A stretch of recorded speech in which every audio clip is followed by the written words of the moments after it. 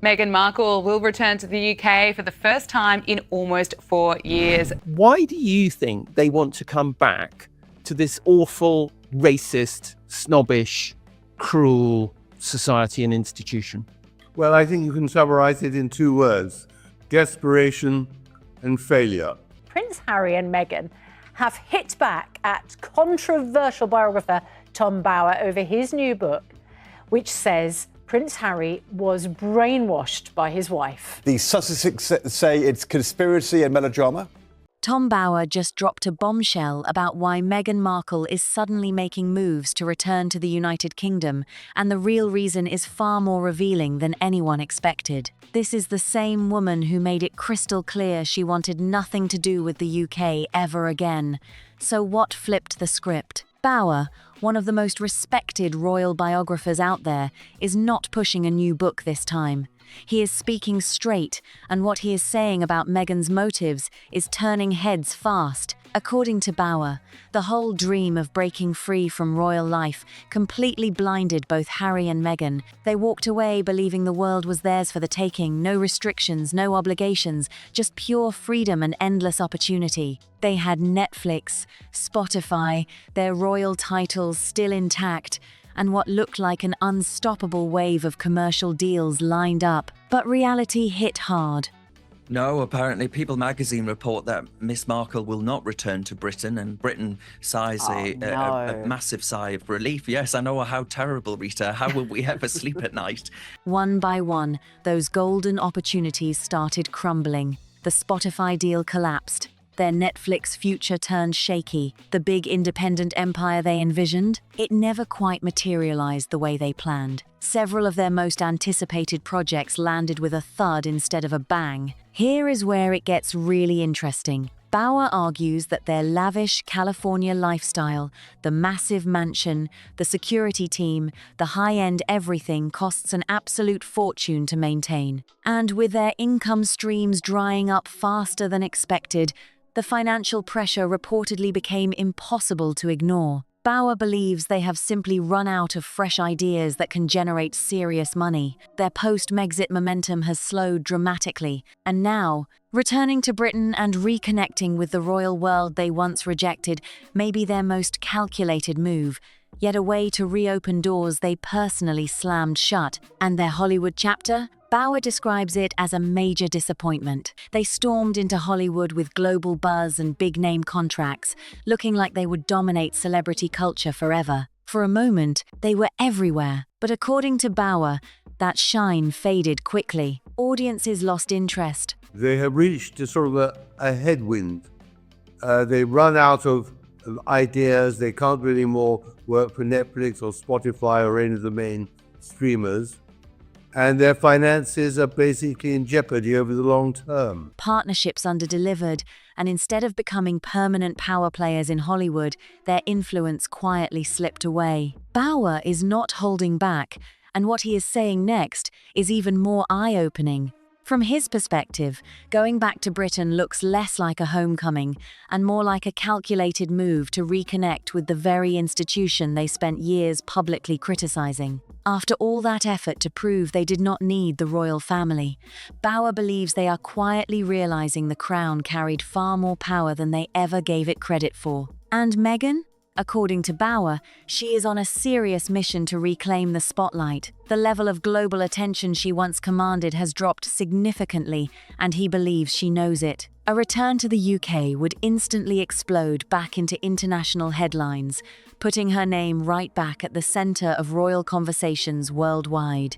The timing is no accident either. Bower sees this as a deeply strategic play reconnecting with the royal narrative to trigger a wave of media coverage that could slowly rebuild her image, especially in Britain, where public opinion has reportedly shifted in ways that have not been kind to her. He questions openly whether that kind of image recovery is even still possible after everything that has unfolded. One possible angle for softening that image? The children, Archie and Lilibet, along with Harry's ongoing commitment to the Invictus Games. Showing up as a solid family unit supporting meaningful charitable work could help reshape how the public sees them. It is the kind of move that is hard to criticize.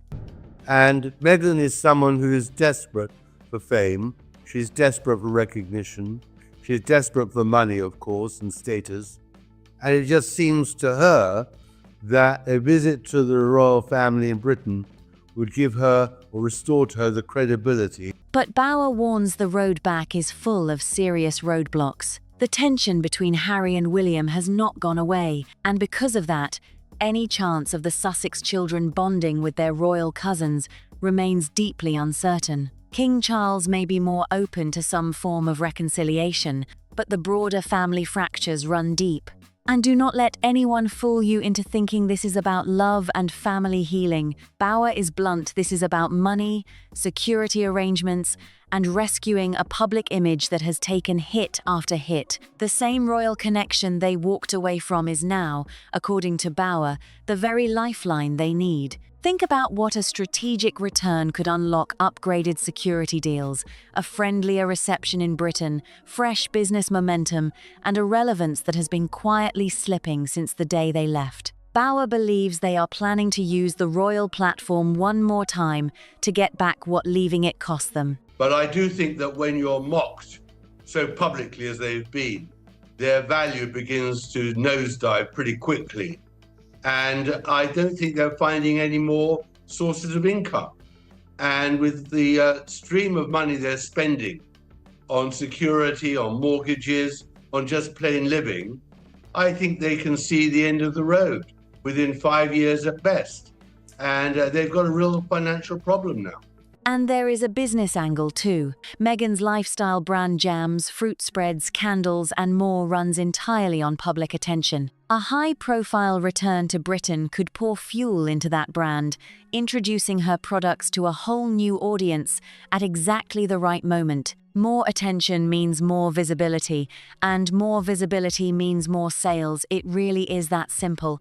Meghan has always known exactly how to work the spotlight. The moment public interest starts cooling off, she finds a new way to crash back into the headlines.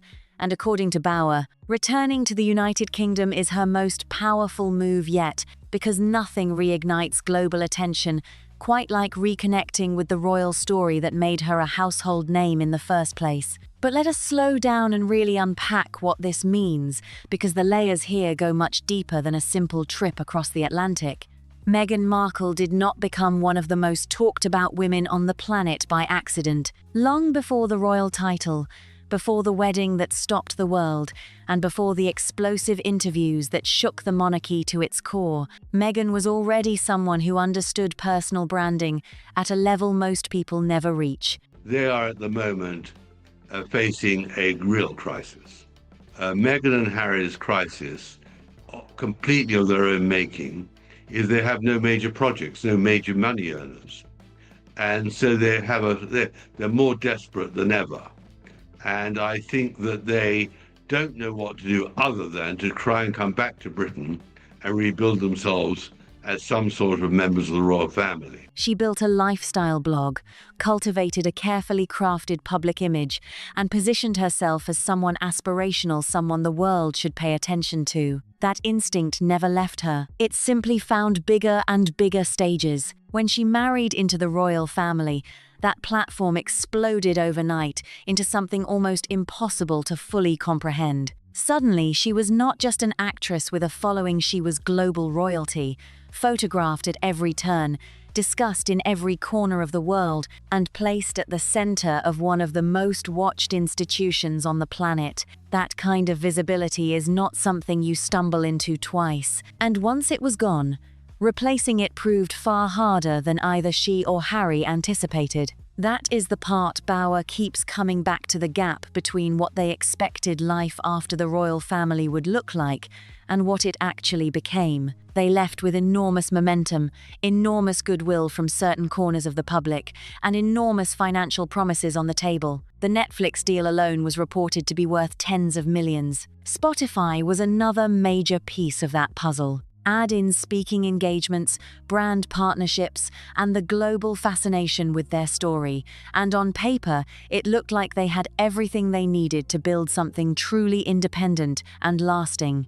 Everything she does, I mean, columns of the Times and the Mail, everything, are devoted to ridiculing Meghan Markle. And of course, that is terrible for her.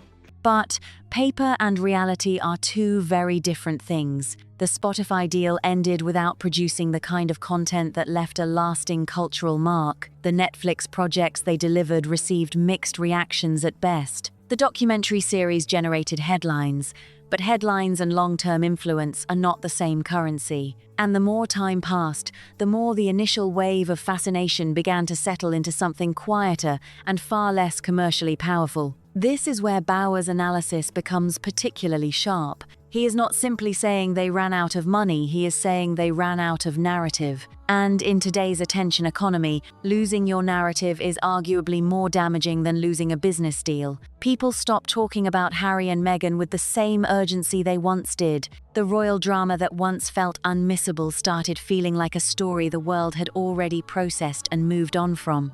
That shift in public energy is incredibly difficult to reverse, and it cannot be fixed simply by launching a new product or giving another interview. So what do you do when the story the world fell in love with starts losing its grip? According to Bauer, you go back to the source. You return to the place where the story began. You reconnect with the institution, the family, the drama, and the spectacle that turned you into a global name in the first place. They won't allow Meghan to parade herself as a member of the royal family and the Duchess in Britain itself, to actually earn money and earn glory from having married the prince. Not necessarily because you have made peace with any of it, but because the association still carries weight that nothing they have built independently has been able to match. And that is a genuinely fascinating position to be in. Think about what it actually means.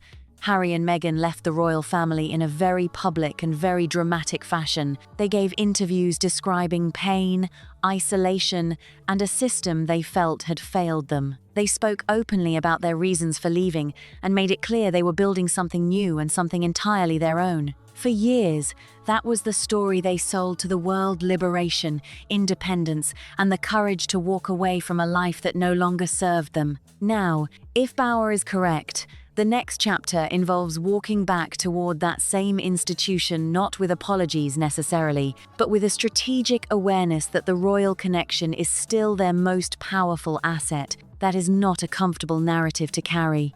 It invites scrutiny, criticism, and the very obvious question of what exactly changed between then and now. Clearly, there's an ulterior motive there, and in my opinion, it's Harry's and Meghan's decline. Their Q score is what we call it in Hollywood. Their popularity score has taken such a nosedive in the last 6 years. Commercially, reputationally, Harry and Meghan need a little royal magic for them to continue to try to commercialize that proximity to the British royal family. And the answer, according to Bauer, is brutally straightforward. The independent dream did not deliver everything they needed it to deliver. The lifestyle brand Meghan has been building adds another fascinating dimension to all of this. Products like jams, fruit spreads, and candles might seem small in the context of a global media conversation, but they represent something much larger: an attempt to build a sustainable, long-term business identity that is not entirely dependent on royal drama or controversial interviews. The problem is that this kind of brand lives and breathes on consistent public attention. The moment people stop looking, sales slow down, partnerships become harder to secure, and the whole ecosystem starts to feel fragile. A return to the United Kingdom, particularly one that generates the kind of media storm it almost certainly would, could inject enormous energy back into that brand at exactly the right moment. Suddenly, the products are not just lifestyle items, they become part of a much bigger story that the entire world is watching. Journalists write about them. She is very calculating and very ruthless and very self-promoting, but she's taken on more in the end than she can chew. Social media explodes with opinions. and the visibility that drives consumer interest comes rushing back in ways that no marketing campaign could replicate or afford. This is the kind of strategic thinking Bauer is pointing to when he talks about Meghan understanding the value of public attention. It is not cynical in a vacuum, it is actually quite smart. The problem is that it becomes complicated when it involves an institution as loaded with history, emotion, and unresolved tension as the British royal family. Every move gets analysed, every photo gets dissected, and every gesture gets interpreted through the lens of everything that came before it. And what about Harry in all of this? His connection to the Invictus Games remains one of the most genuinely respected parts of his public identity. The Games represent something real wounded and ill veterans competing, finding strength, and rebuilding their lives. That cause carries authentic emotional weight and crosses political and cultural boundaries in ways that most celebrity projects simply cannot. Showing up for Invictus is not a PR move in the same way other appearances might be. It is something people across the spectrum can respect and support.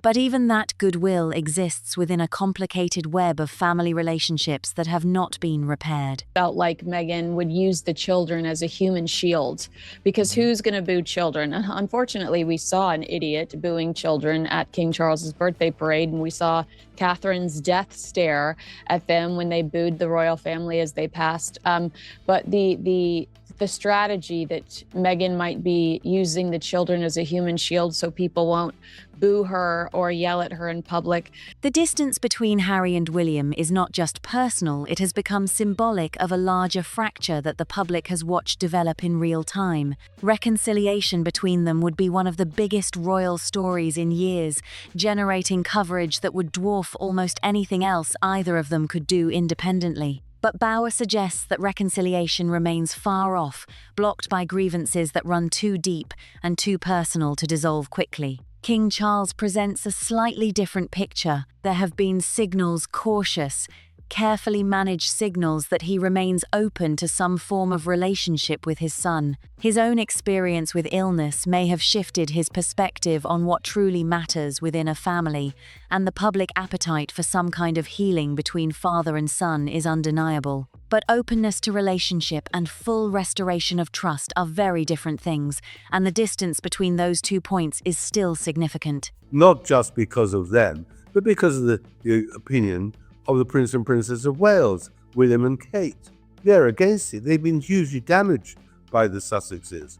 They're in no mood to forgive the Sussexes for all the lies they spewed out about them. What makes Bauer's overall assessment so compelling is that it forces a genuinely uncomfortable conversation about what legacy actually means. Harry and Meghan left the royal family partly to control their own story, to define themselves on their own terms rather than being shaped by an institution with centuries of tradition and expectation. In many ways, that impulse is completely understandable. The pressure of royal life is something very few people can truly comprehend from the outside. But controlling your story and sustaining your story are two different challenges entirely. You can walk away from an institution and still find yourself defined by it, still measured against it, still compared to it, still asked about it in every interview and at every public appearance. The royal connection does not simply disappear because you choose to leave, it follows. And if Bauer is right,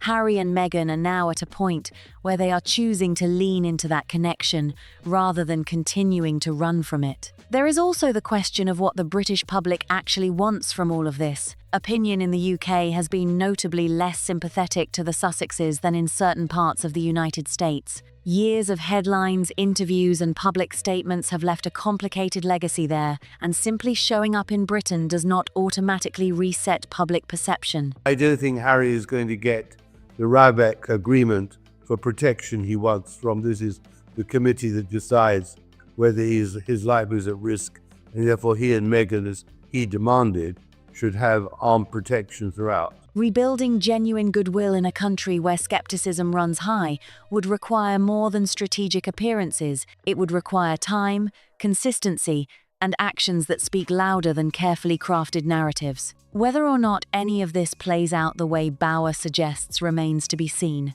He is offering his perspective as someone who has studied the Sussex story closely and written about it with a level of detail that clearly makes those involved uncomfortable. He may be right about the financial pressures, the fading Hollywood momentum, and the strategic logic of a UK return. Or there may be dimensions to this story that neither he nor anyone on the outside fully understands. What is undeniable is that the conversation around Harry and Meghan is far from over. I think that they're running out of money. I mean, I've conservatively put their annual expenditure at 3 million, but for that they'd have to earn 4 or 5 million.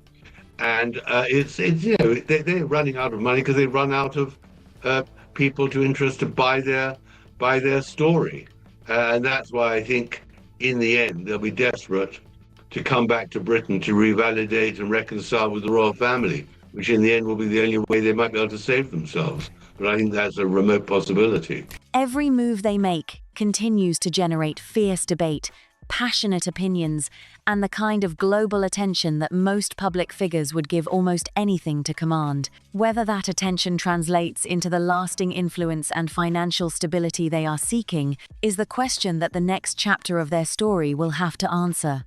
And that next chapter, if Bauer is correct, is about to begin in a place they once said they were done with the United Kingdom, the royal family, and the story that started it all. So there it is, the full picture of what Tom Bauer believes is really driving Meghan Markle's reported push to return to the United Kingdom. From fading Hollywood momentum to lifestyle brand visibility, from strained family relationships to the undeniable pull of royal relevance, the reasons are layered, complicated, and absolutely fascinating. Do you think Bauer has figured out the real motivation here, or do you believe something else entirely is behind this planned return?